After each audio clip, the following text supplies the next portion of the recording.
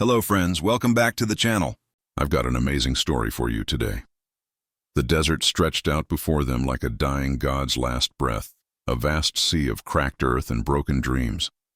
The year was 1867, and 30 settlers, battered by the journey west, pressed onward beneath a sun so fierce it seemed to boil the very air they breathed. Wagons groaned, oxen stumbled, and the children's laughter had long since been replaced by hollow silence. Among them walked Samuel Reed, a man whose dreams of fertile land had withered into a single desperate hope: survival. As dusk fell, painting the sky in bruised purples and golds, Samuel spotted the distant rise of mesas. Relief flooded him. Shelter, perhaps water, maybe. But even as that fragile hope flickered in his chest, the wind carried something darker. A whisper of danger, a shiver of unseen eyes watching from the shadowed ridges. They had heard stories of raiders who struck without warning, of men who vanished without a trace in the Badlands. Samuel tightened his grip on his worn rifle and quickened his pace, urging the others forward. They made camp in the shelter of a rock outcrop, fires burning low, voices hushed by fear. Mothers clutched their children close. Men sharpened what few weapons they had.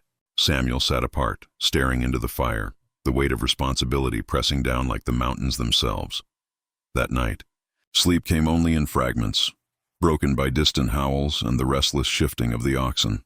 Near midnight, when even the stars seemed to cower behind thin clouds, Samuel saw movement at the edge of the camp. A figure cloaked in the darkness, moving silently among the rocks. His heart hammered against his ribs as he raised his rifle, breath shallow in his throat. The figure stepped forward, hands raised in peace. Moonlight caught the glint of beads woven into his long hair, the soft outline of buckskin clothing. He was young, no older than 25, but there was something ageless in the way he stood, like a tree rooted deep in ancient earth. His voice, when he spoke, was low and steady. "You are not safe here." The settlers behind Samuel stirred, fear rising like smoke, but he held up a hand. "Who are you?" he demanded. The stranger's dark eyes did not waver. "My name is Taji. I can help you, but you must listen." Somewhere deep inside, Samuel knew the truth. Without help, they would not last another day.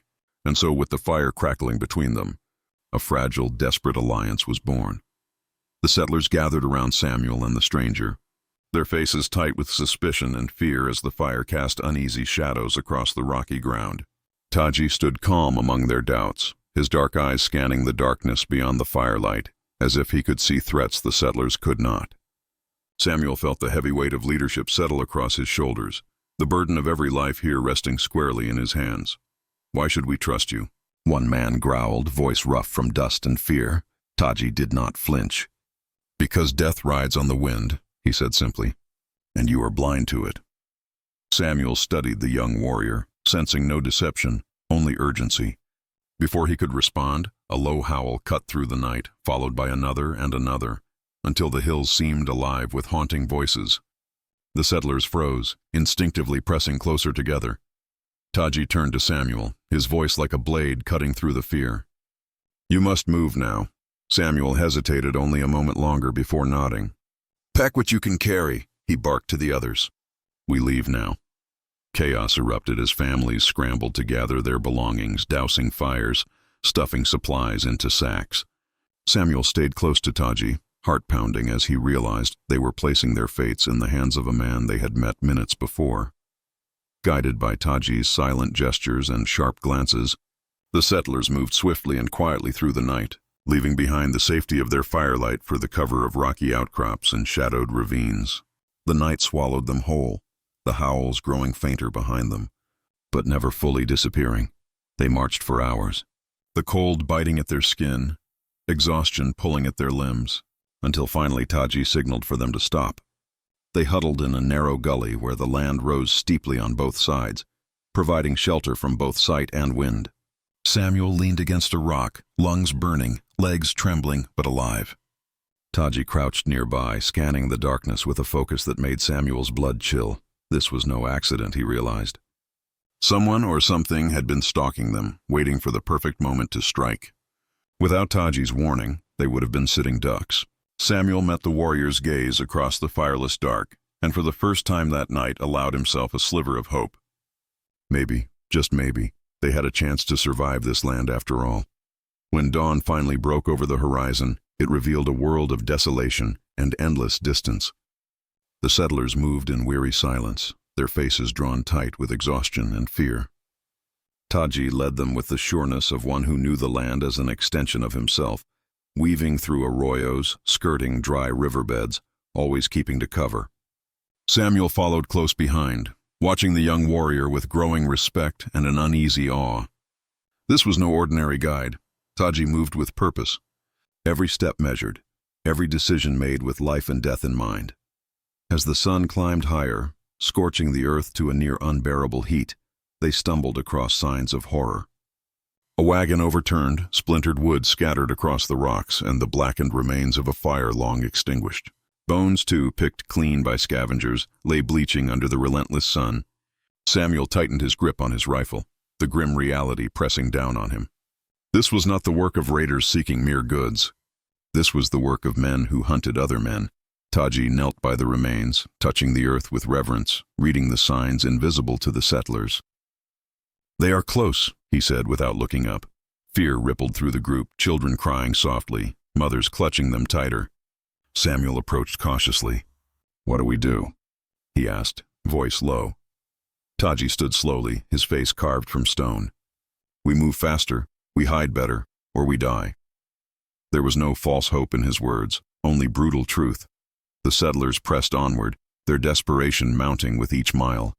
Dust coated their tongues, thirst gnawed at their insides, and the merciless sun showed no pity. By midday, several of the older settlers had fallen behind, their bodies too frail to endure. Taji made the brutal call to leave them behind, a decision that tore at Samuel's heart, but one he knew was necessary. Survival demanded sacrifice. As the landscape shifted into jagged hills and twisted canyons, the group's pace slowed, each step a battle against both nature and despair. Still they followed Taji, the silent promise of survival the only thing keeping their blistered feet moving. Samuel wondered how long they could last, how much further they could push before the land or the hunters following them claimed them all. But Taji never wavered, and so neither did they. Somewhere in the growing distance behind them, dust rose, a silent herald of death drawing closer with every heartbeat.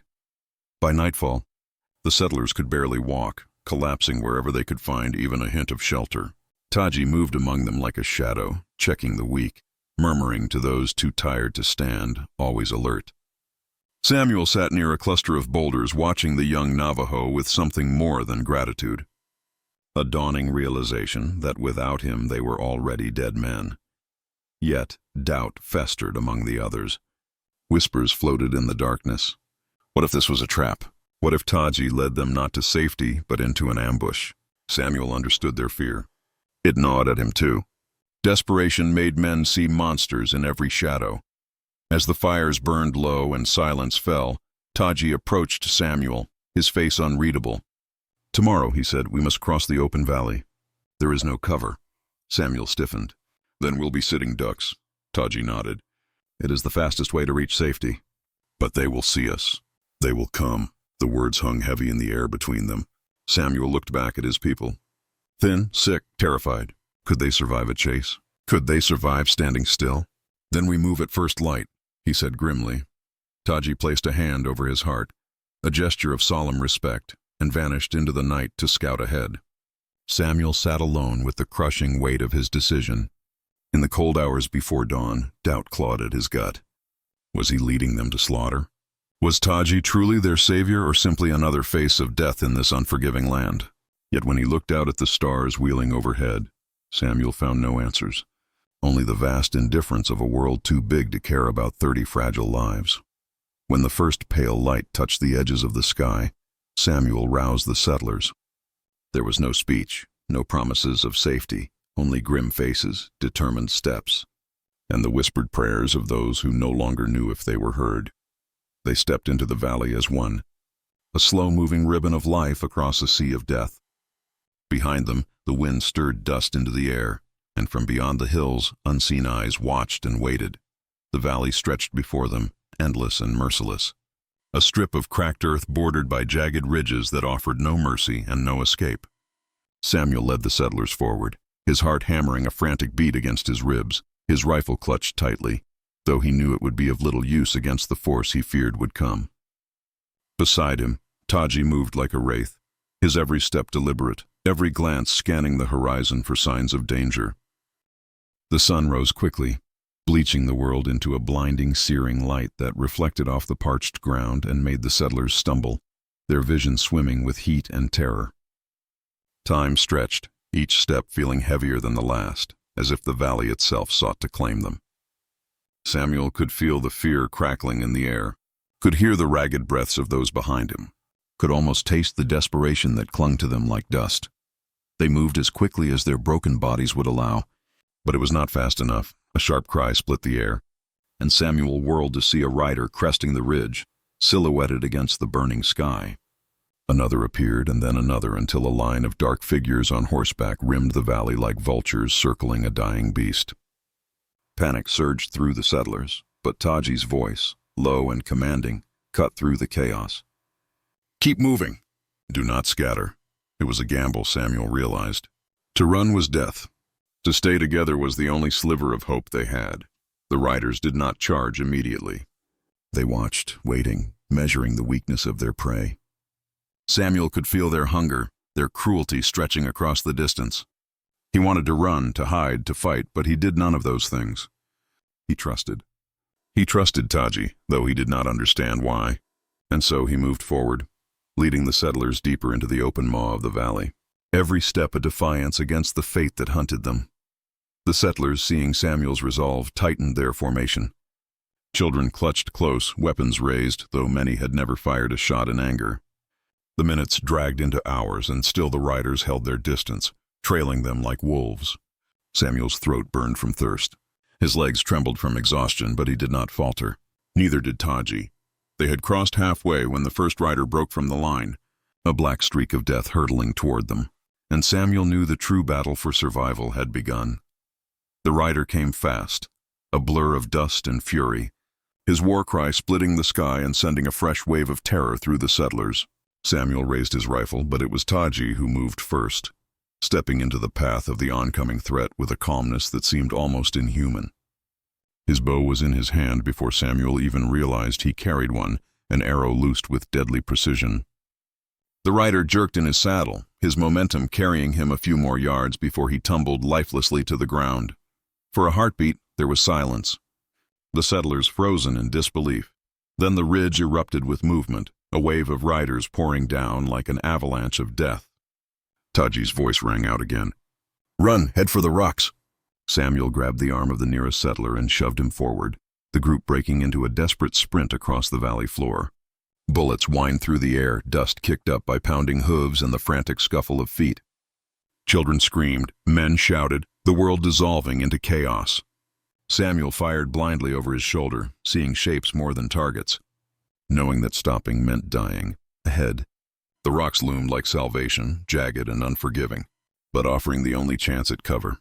Taji moved among them like a spirit, his arrows finding targets with unerring accuracy, each shot buying precious seconds for the settlers to reach safety. Samuel's lungs burned, his legs threatening to collapse beneath him, but he did not stop. He could not. A boy stumbled beside him, too small, too slow. Samuel scooped him up without thinking, the weight nearly unbearable, but necessary. He felt the hiss of a bullet graze his arm, the sharp sting of pain. But he kept moving. One by one, the settlers reached the rocks, collapsing behind whatever shelter they could find. Samuel dropped behind a boulder, gasping for air, blood dripping from a shallow wound on his forearm. He counted the heads he could see, heart sinking with each missing face. They had lost some, he knew, but they had not been destroyed. Not yet. Taji crouched nearby, his face set in grim determination, already preparing for the next onslaught. Samuel met his gaze and nodded once. Whatever came next, they would face it together. The valley had not claimed them, not yet. But the fight for survival was far from over. The settlers pressed their backs against the rocks, their chests heaving, eyes wide with terror as the thunder of hooves circled them like a storm. Dust filled the air, choking their breath, blurring the figures that raced past just out of range. Samuel clutched his rifle, every muscle screaming with exhaustion. every instinct begging him to flee, but he stayed rooted beside the others. Across the scattered boulders, Taji moved with the silent grace of a hawk, choosing his moments with deadly precision. Another arrow flew from his bow, striking a rider who veered too close, sending him crashing to the ground in a cloud of dust. For a moment Samuel dared to hope they might hold out, but the enemy was relentless, circling tighter, probing for weakness. A shot rang out, and one of the settlers, a young man barely more than a boy, fell hard, blood staining the dirt beneath him. A scream tore from a woman's throat, but Taji barked a sharp command, forcing her back into the shelter of the rocks. Samuel knew they could not survive a prolonged siege. They were outnumbered, outgunned, and too exhausted to endure. The enemy riders seemed to sense it too, their movements becoming more daring, their attacks sharper, as if smelling blood in the water. Taji crawled across the rocks to Samuel, his voice low and urgent. "We must break them. If we wait, we die." Samuel swallowed hard. "How?" Taji pointed toward a narrow gap between the rocks, a bottleneck where only a few riders could pass at once. "We force them to come to us. We strike where they are weak." It was madness, Samuel thought. They were farmers, merchants, mothers, children, not warriors. But madness was better than waiting for death. He nodded grimly. Taji moved swiftly, repositioning the settlers, giving quick instructions, steadying their shaking hands. They stacked stones for cover, prepared crude spears from broken wagon parts, loaded what few rifles they had. As the riders regrouped beyond the dust cloud, preparing for their final charge, Samuel looked around at the faces of those who had followed him this far. They were scared, battered, and broken, but they were still standing. When the war cries rose and the riders thundered forward, Samuel felt no fear, only grim resolve. They would stand or they would fall together. Either way, they would not go quietly into the dust. The riders charged, a wall of fury and noise, their weapons flashing in the brutal sunlight as they bore down on the settlers' fragile line. Samuel braced himself behind the stacked stones, heart pounding like a drumbeat in his ears. The first rider to reach the bottleneck fell instantly, an arrow from Taji's bow finding its mark with ruthless precision. Another stumbled when a settler hurled a crude spear into his chest, dragging him from his horse. The narrow passage slowed the enemy's momentum, forcing them into a brutal, bloody choke point where their numbers meant less. And every settler's desperate strike mattered more. Gunshots cracked. Arrows flew, screams echoed off the stone walls. Samuel fired until his rifle clicked empty, then swung it like a club, driving back a man who tried to climb over the rocks. Beside him, an older woman struck out with a cooking pan, her face twisted in fury and fear. There was no room for hesitation, no time for doubt. Every second was survival, every action a battle between life and death. Taji moved like a force of nature, his bow a blur, his knife flashing when enemies got too close. His calm never faltered, even when blood streaked his arm. Even when the odds pressed in like a tightening noose. Samuel fought without thinking, driven by instinct, rage, and the burning need to protect those who had no strength left. He saw a boy trip and fall, saw a rider bear down on him, and without hesitation, Samuel threw himself forward, tackling the attacker before he could strike. Pain lanced through Samuel's side as a knife grazed him, but he gritted his teeth and fought on. The battle raged for what felt like an eternity, the air thick with dust, blood, and the ragged cries of the dying. But slowly, painfully, the tide began to turn. The enemy riders, seeing their comrades fall one by one, wavered. Fear crept into their ranks, and hesitation broke their once unstoppable charge. A final shout from Taji, a fierce cry that split the air, and the settlers surged forward, driving the attackers back beyond the rocks. When the dust finally settled, when the last of the riders fled into the distance, the survivors collapsed where they stood, too exhausted to cheer, too broken to weep. They had fought, they had bled, but they were still alive, and it was enough. The battlefield lay strewn with the dead and dying, a grim testament to the fury that had passed over the settlers like a desert storm. Samuel sat slumped against a rock, blood drying on his hands, the cries of the wounded echoing around him like the final notes of a funeral dirge. He could barely move, every muscle screaming in protest, but he forced himself to rise, to stagger through the wreckage of survival. Taji moved among the settlers with quiet efficiency, binding wounds, offering water, steadying those too broken to stand on their own. There were fewer faces now, fewer voices, but those who remained bore a hardness in their eyes, a fire forged in blood and fear. Samuel found the boy he had saved huddled behind a boulder, alive but shaking, his wide eyes haunted. Samuel crouched beside him, resting a hand on his shoulder. No words were spoken. None were needed.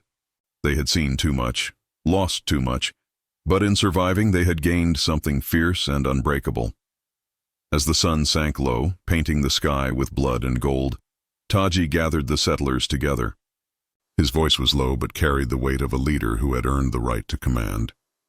"We cannot stay here," he said. "More will come. You must move before the next sunrise." Samuel nodded, knowing the truth of it. This land was not done testing them. It would demand more blood, more sacrifice before it offered even a sliver of peace. They spent the night tending the wounded, gathering what little supplies they could salvage, and burying their dead beneath piles of stones. There were no prayers spoken over the graves, no sermons given, only silent tears and the soft murmur of earth covering the fallen.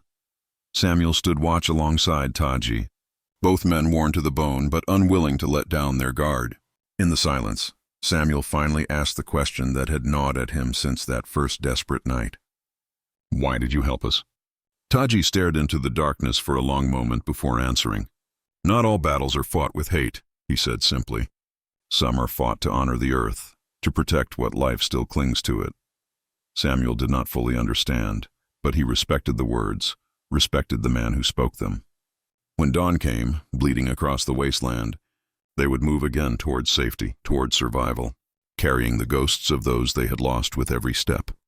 The first rays of morning light touched the battered faces of the settlers as they prepared to move once more. Their wounds bound, their spirits fragile but unbroken, Taji led them forward without ceremony, his steps sure and steady, a silent promise that he would see them through whatever trials remained. Samuel walked just behind him, carrying the heavy weight of leadership on his shoulders, but no longer bearing it alone. Each settler that moved beside him was a testament to what they had endured, to the invisible bond forged by blood, fire, and will. The land stretched out before them, vast and merciless as ever. But Samuel no longer saw only danger.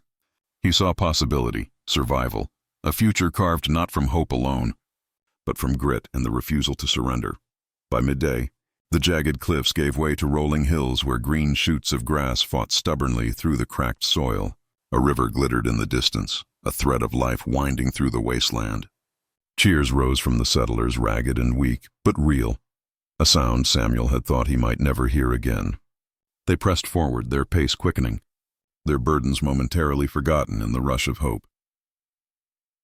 Taji guided them to a sheltered grove near the river where they could rest, hidden from prying eyes and the dangers of open land.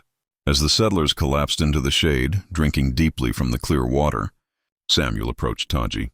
The young warrior stood alone at the edge of the clearing, his gaze distant, already thinking of the dangers that still lay ahead. "You saved us," Samuel said simply. Taji did not look at him. "I gave you a chance. You saved yourselves." Samuel nodded, understanding more than Taji would ever say. He offered his hand, a gesture of respect between men who had bled side by side. Taji hesitated, then grasped it firmly. No promises were spoken, no debts declared. Their bond needed no words. As the settlers tended their wounded and built small fires against the gathering dusk, Samuel knew their journey was far from over. But they would endure. They had become something stronger than fear, stronger than despair. Somewhere in the winds that whispered over the river and the hills, the spirits of the fallen watched, silent witnesses to a story that would never be written in books or etched in stone. It would live only in the hearts of those who survived and in the memory of the Navajo warrior who had given them that chance. If you enjoyed this story, make sure to like, share, and subscribe to the channel.